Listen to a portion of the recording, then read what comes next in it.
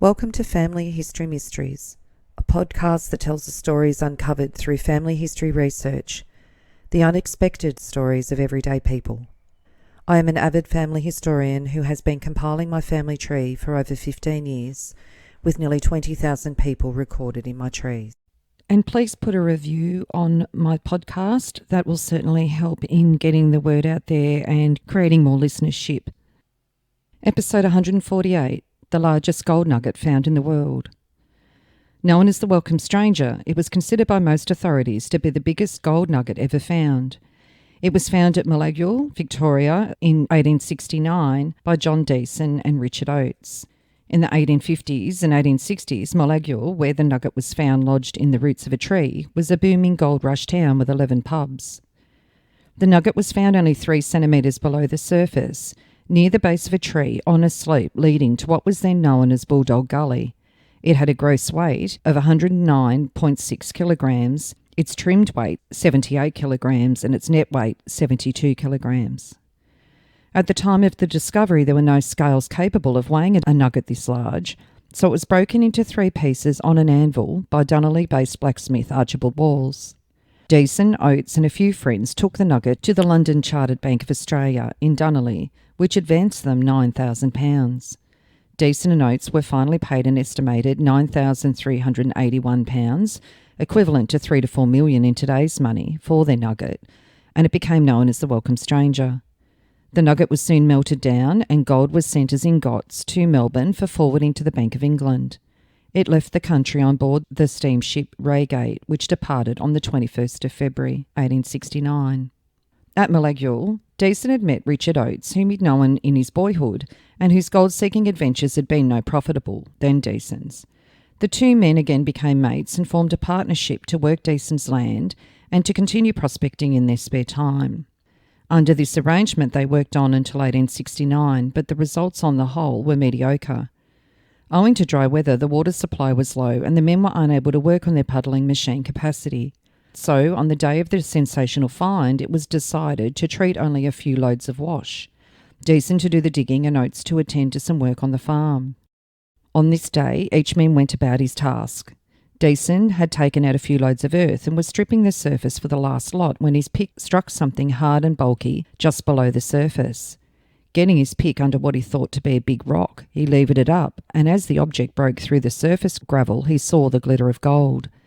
Bending down, he brushed away the earth from the rock, and the sight staggered him. Deason, who'd long since given up hope of finding any sizable nugget, now wondered if the hot sun had made him lightheaded.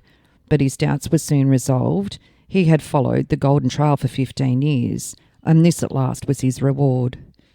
It was so big that Mr. Deason wrote, "I tried to prise the nugget up with a pick, but the handle broke. I then got a crowbar and raised the nugget to the surface." An obelisk commemorating the discovery of the Welcome Stranger was erected near the spot in 1897.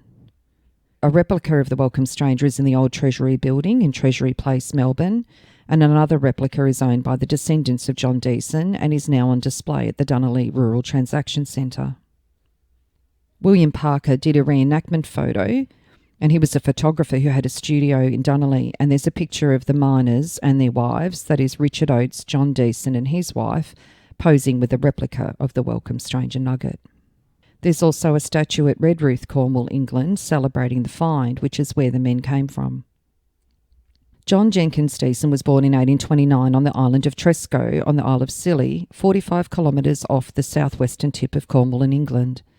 He was the son of John Deason, a fisherman who died when he was 1 from drowning, and Elizabeth Jenkins. The family moved to Pendeen in West Cornwall after his father died. John Deason married Mary Davy in Penzance, Cornwall on the 16th of August 1851. He was a tin dresser at the time of their marriage. Their first child was born in December 1851. John emigrated to Victoria on the 14th of December 1854, alone on the Flying Scud from New York. It's possible he left his family to try his luck in the US goldfields and then ventured to Australia in the plan to bring his family to him once he had a find. Mary must have come out not long after, as their second child was born in July 1855. They had 4 children all up, and none of them survived childhood, unfortunately, and additionally his wife died in 1858, aged only 29. After Deason arrived in Australia, he immediately went to the goldfields, hoping, in view of the experience of many lucky adventurers, to win a quick fortune. But he was not so lucky initially. On the 17th of March 1857, he put an announcement in the paper for sale to puddling machines situated at Garden Gully, branching into Long Gully, a little below the middle of Crossing Place, with a good staunch horse, a tip dray, good stable, cradle, pump and all necessary tools in all good working order. For full particulars, apply to Mr. John Deason at the machine or to Mr. Arthur's Hay and Corn Store, Long Gully. So at that point it seems that he wasn't going so well and needed to sell off a few items. John then married Catherine McAndrew in Bendigo on the 28th of October 1858. Catherine was Scottish and they had 11 children together, 10 surviving infancy. After 8 years he found himself on the Bendigo field a little better off than the day he landed in Australia. During that time the yield of gold had been prodigious and many of his fellow diggers had become rich. Deason decided to try his luck elsewhere. Disheartened and disillusioned, he packed his tent, tools and belongings, and he set off the bush track that led west through to Tarnagulla. His caravan finally came to rest at Moliagul in 1862, where he took up land. John Deason features on the 9th of January 1863 in a coroner's inquest, on the death of Edward Nolan at Goodstock, beyond the Bald Hill on the Loddon Plains from drowning in a waterhole.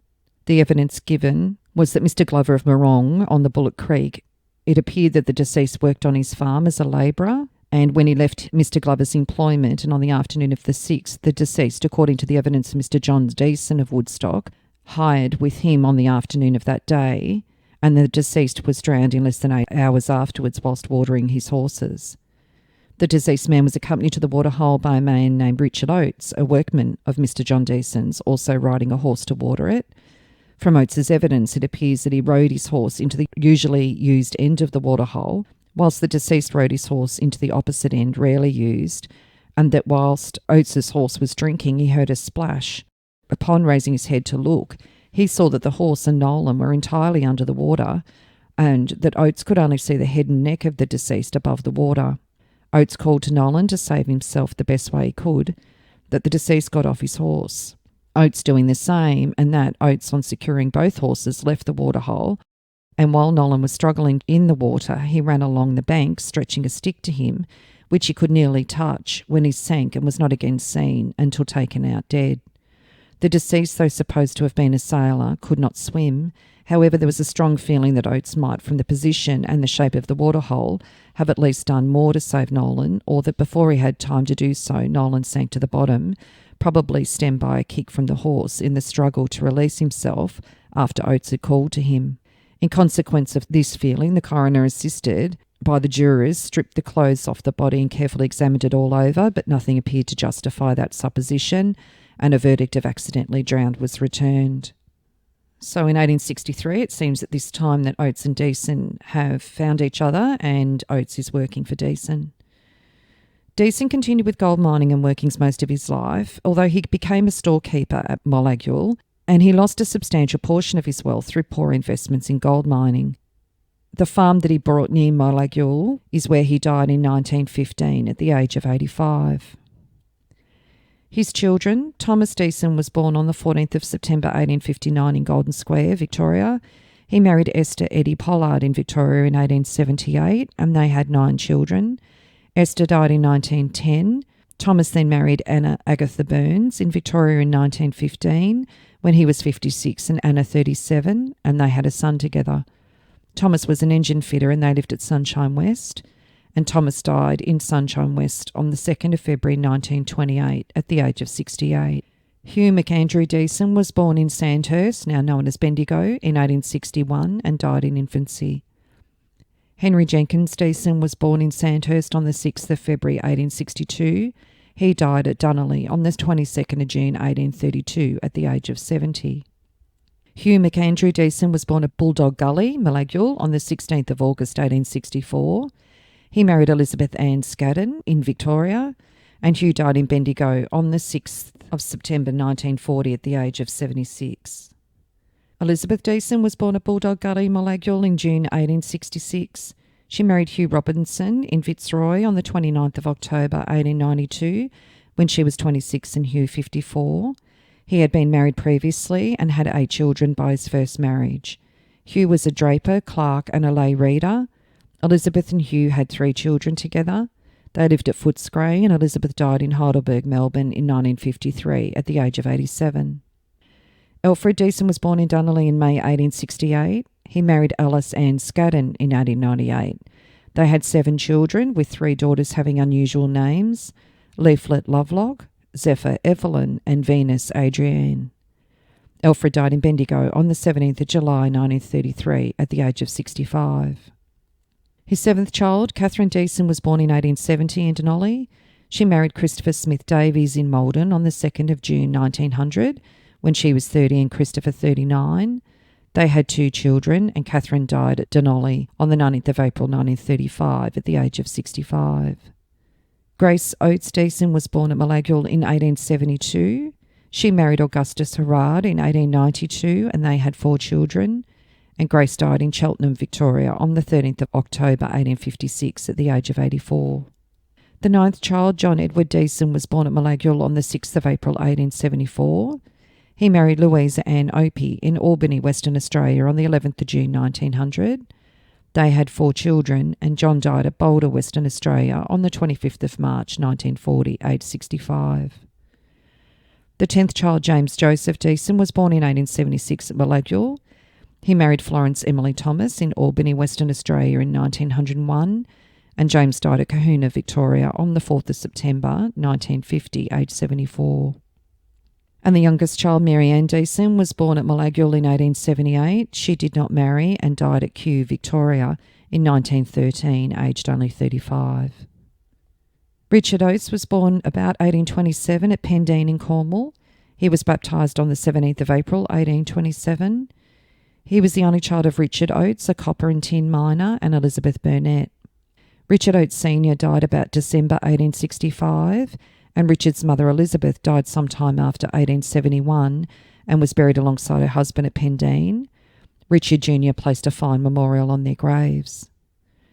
When Richard Jr. was 13, they were living at Bodgewin, approximately 1 kilometre northwest of Pendeen.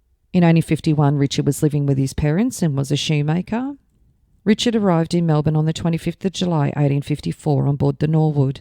He was an unassisted migrant, aged 25 years at the time of his embarkation in Liverpool on the 17th of April 1854, and his occupation was noted as a miner. John Deason had arrived 12 months earlier. As to exactly when Richard met up with John Deason is not certain. There is no record of Richard on the Bendigo goldfields. However, there is a Richard Oates registered on the Victorian electoral roll of 1856 saying Richard Oates of Forest Creek, voting under a miner's right in the Friarstown division. Richard was single, and after the discovery of the welcome stranger nugget with John Deason, he returned to Cornwall to marry Jane Blewett Penrose at Pendeen on the 23rd of November 1870. At the time of their marriage, Richard was noted as living of independent means, a bachelor of 41 years, and Jane was noted as the daughter of James Penrose, farmer, and Sally Blewett of Calatha, aged 33 years. The 1871 census has the family living at Bodgewin, Richard being a retired miner, living with Jane and his mother Elizabeth. Richard and Jane returned to Australia and had 4 children. The Oates family in 1895 purchased 800 acres of land at Morong, Victoria, about 24 kilometres west of Bendigo, where he farmed until his death at Morong in 1906 at the age of 79. Jane died in 1921, aged 84. The death was registered at Morong, and Richard is buried at Morong alongside his daughter Annie. Richard and Jane's children. Richard Oates was born on the 14th of March 1874 at Moliagul. He married Agnes Muriel Steele in Bendigo in 1924 when he was 50 and Agnes 27. Richard was a farmer and they had no children, and Richard died in Bendigo on the 11th of December 1955 at the age of 81. Sarah Elizabeth Oates was born on the 5th of November 1875 at Denolly and married James Lanyon in 1896 when she was 21 and James 28. They lived at Sandringham and they had no children. Sarah died on the 23rd of August 1951 at the age of 75. James Penrose Oates was born at Denali on the 9th of January 1879 and married Catherine Jane Miller in 1916 in Bendigo when he was 37 and Catherine 33. They had a daughter, Jean, in 1917. He was a farmer and James died in Bendigo on the 19th of March 1961 at the age of 82. Anne Jane Oates was born on the 29th of March 1880 in Denali and married Donald Eric Gow in 1911, and she died on the 23rd of October 1965 at Inglewood, and they had one child, Lorna Jean. Descendants of the two discoverers gathered to celebrate the 150th anniversary of the discovery of the nugget on the 8th of February 2021. And there was an article outlining the anniversary, and it had a little more detail about how they found the nugget. It said that once Deason discovered his find, he sent his son quickly to find Oates, who was ploughing in a nearby paddock. Oates came over and helped cover up the nugget, and they waited until dark when it was safe to remove it. In his indescribable joy, Deason's first impulse was to cry out to diggers on nearby claims, but he decided to be discreet. The nugget was placed in their dray at dark, and it was hidden in the fireplace at the Deason house. Even the young Deason children were taken to a neighbour's place so the childish excitement would not betray their discovery. The gold was stained black by ironstone deposits and was a mixture of a large quantity of quartz. Oates and his wife lit a fire over the nugget to burn off the debris and remove the quartz. The three worked far into the night cleaning the find. After they dug it out, they held a party in order to reveal the welcome stranger to their friends and neighbours. During the evening, Deason said he picked up a nice little speck a few days previously and invited their friends and family to look at it. Then, pulling from a table a cover, which it was thought had been thrown over refreshments for the party, he revealed a great glittering mass. Deason and Oates took the nugget into Denali, protected by their friends as bodyguards, and Deason first asked the bank manager what he was giving for gold by the hundredweight. The manager mentioned the price per ounce, and Deason laughed and said he was not interested in a price per ounce. He had hundredweights of gold. After further words, the bank manager, thinking from Deason's strange statement and elated spirits he'd been drinking, practically ordered him from the premises. Deason went outside and returned a few minutes later with his friends carrying the box of gold, which they dumped on the floor.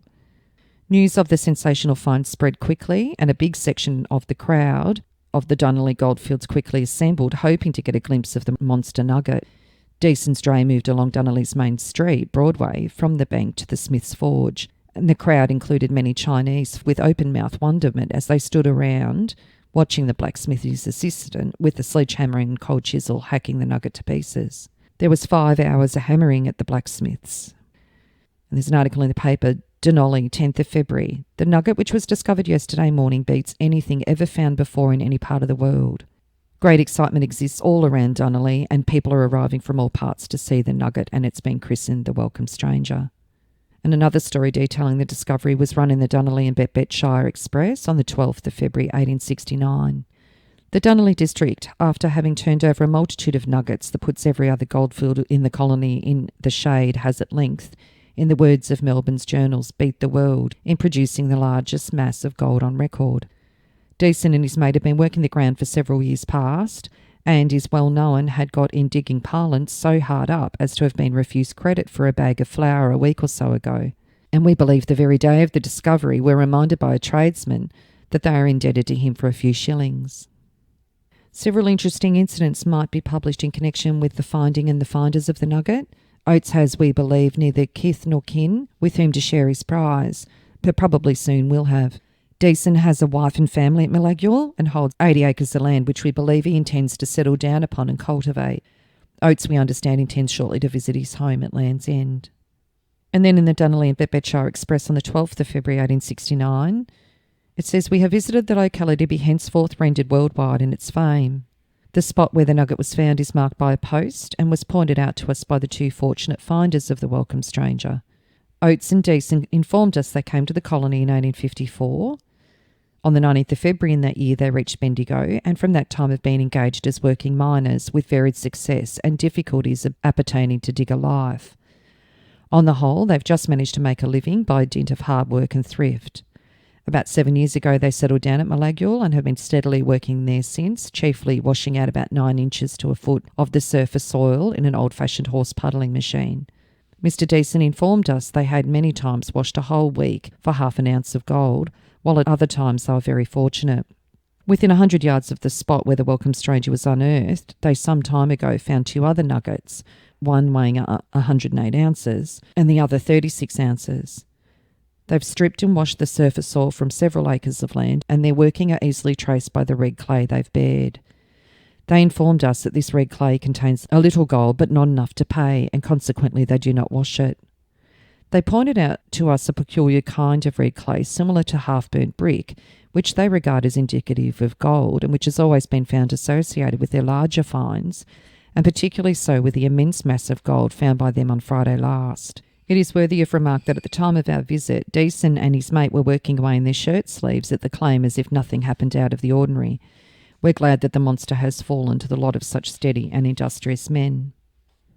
So the story of the day that Deason and Oates found the largest gold nugget in the world. If you are interested in sharing your story on my podcast Family History Mysteries, please go to my Facebook page and send me a message. If you would like some assistance in filling in the gaps in your family tree to see what mysteries you solve, please get in touch. And don't forget you can have early access to episodes by subscribing, and you'll also gain access to bonus episodes.